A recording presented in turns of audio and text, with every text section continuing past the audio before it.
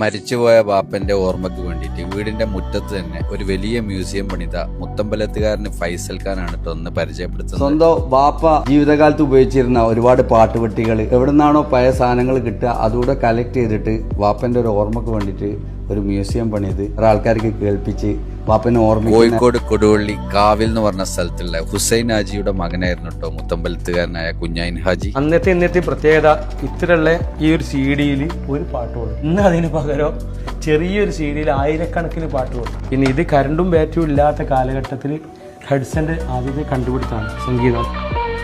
പണ്ട് കാലങ്ങളിൽ ഇവിടെ കറണ്ട് ഇല്ലായിരുന്നു, അന്ന് ഉപയോഗിച്ചിരുന്ന പാട്ടുപെട്ടി ഇതാണെന്നൊന്നും പറഞ്ഞാൽ ഇനിയുള്ള ജനറേഷൻ വിശ്വസിക്കുമെന്ന് പോലും അറിയില്ല കേട്ടോ.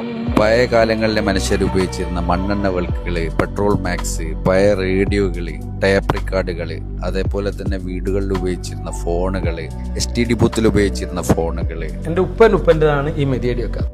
വലിയപ്പോൾ ഉപയോഗിച്ച സാധനങ്ങളാണ്. വല്യമ്മ ഉപയോഗിച്ചിരുന്ന ചെല്ലപ്പെട്ടികളാണ് ഇതൊക്കെ. പണ്ടത്തെ പൈസപ്പെട്ടി ആ ചായക്കടകളിലൊക്കെ ഉണ്ടാവുന്ന ആളുകൾ ആസ്വദിക്കുന്ന ഒരു സംഭവമായിരുന്നു.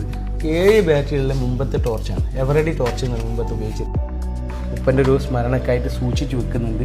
കുഞ്ഞാൻകുട്ടി ഹാജി അദ്ദേഹത്തിന്റെ ജീവിതകാലത്ത് ഉപയോഗിച്ചതും അല്ലാത്തതുമായ അക്കാലത്തെ മനുഷ്യർ ഉപയോഗിക്കുന്ന ഒരുപാട് പഴയ സാധനങ്ങളൊക്കെ ഈ ഒരു മ്യൂസിയത്തിൽ അദ്ദേഹം ശേഖരിച്ചു വെച്ചിട്ടുണ്ട് കേട്ടോ. വക്കീൽ ഭാഗം കൂടുതൽ ജോലി ചെയ്തിട്ടില്ലെങ്കിലും വിദ്യാഭ്യാസം പൂർത്തിയാക്കിയത് LLB കൊടുവള്ളി പഞ്ചായത്തിലെ 2ാമത്തെ ആളായിട്ടാണ്. നിങ്ങൾ ഈ കാണുന്ന പുസ്തകമാണ് കേട്ടോ അക്കാലത്ത് SSLCന്റെ സർട്ടിഫിക്കറ്റ്. 1973 കൊടുവള്ളി പഞ്ചായത്തിലുള്ള ആകെയുള്ള 2 വക്കീൽമാരിൽ ഒരാളായിരുന്നു അദ്ദേഹം. പാട്ടുപെട്ടികളുടെ ഹാജിയാർ എന്നറിയപ്പെടുന്ന മുത്തമ്പലത്തുകാരൻ കുഞ്ഞായിൻ ഹാജി അക്കാലത്തെ വാർത്തകളിലൊക്കെ നിറഞ്ഞു നിന്നിരുന്ന ഒരാളായിരുന്നു കേട്ടോ. യൂണിവേഴ്സിറ്റി കാലിക്കറ്റിന് റിസൾട്ടുകളാണൊക്കെ. സ്കൂൾ വിദ്യാഭ്യാസം കൊടുവള്ളിയാണെന്നും അതിന്റെ ശേഷം ഹൈസ്കൂൾ JDTയിലും ഫറൂഖ് കോളേജിലാണ് +2 വിദ്യാഭ്യാസങ്ങൾ പൂർത്തിയാക്കിയത്. Kozhikode law college first ബാച്ചാണ്.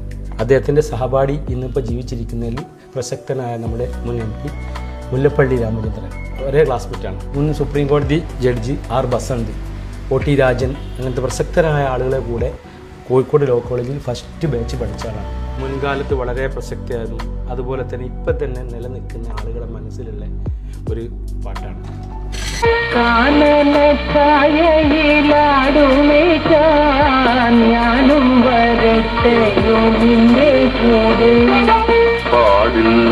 പലരും പറയല അദ്ദേഹത്തിന് ഒരു വിഭ്രാന്താണ്. ഇങ്ങനെ അന്വേഷിച്ച് പോകുമ്പോൾ അതൊന്നും വകവെക്കാതെ ഈ വിദ്യാഭ്യാസമൊക്കെ ഉണ്ടായിട്ടും ഇത് ഏറ്റവും കൂടുതൽ ഈ സംഗീതത്തിനും ആസ്വാദനത്തിനും പ്രാധാന്യം നൽകുകയും എൻ്റെ ഒരു ഓർമ്മയ്ക്ക് വേണ്ടിയിട്ട് ഞാനിതെല്ലാം കൂടി ക്രോഡീകരിച്ചിട്ട് ഒരു ഇതേപോലെ തന്നെ ചെറിയ മ്യൂസിയം സംഘടിപ്പിക്കുകയും മലയാളവും ഹിന്ദിയും തമിഴും കന്നഡയൊക്കെ ചേർന്ന് 3000-ഓളം റെക്കോർഡ്സുകൾ എൻ്റെ ശേഖരത്തിൽ പലതായിട്ട് എൻ്റെ കയ്യിലുണ്ട്.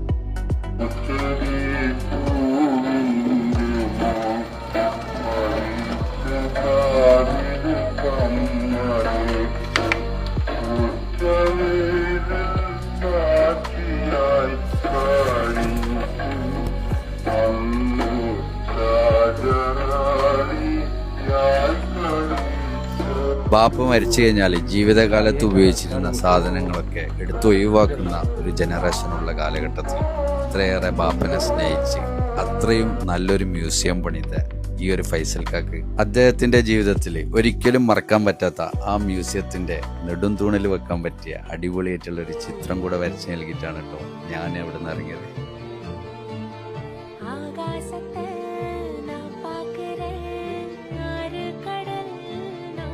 സമയത്തും എല്ലാ ദിവസവും ഫോട്ടോ എടുത്ത് നോക്കുന്നതാണ്. പക്ഷേ ഇതൊരു എന്താ പറയാ, യാത്രക്കാരായിട്ടുള്ള ദാഹിക്കുന്ന ആളുകൾക്ക് കുടിക്കാനുള്ള വെള്ളത്തിനുള്ള പല സംവിധാനങ്ങളും നിങ്ങൾ കണ്ടിട്ടുണ്ടാവും. പക്ഷേങ്കിൽ ഒരു ഫ്രിഡ്ജ് വെച്ചിട്ട് തണുത്ത വെള്ളം കുടിക്കാനും ഇരിക്കാനൊക്കെ സംവിധാനം ചെയ്ത ഒരു വീട് കൂടിയാണ് കേട്ടോ. അതിമനോഹരമായിട്ടുള്ള മ്യൂസിയം ഒക്കെ അടങ്ങുന്ന ഈ ഒരു വീടുള്ളത് കോഴിക്കോട് കൊടുവള്ളി മുത്തമ്പലത്ത് അങ്ങാടിയിലാണ് കേട്ടോ.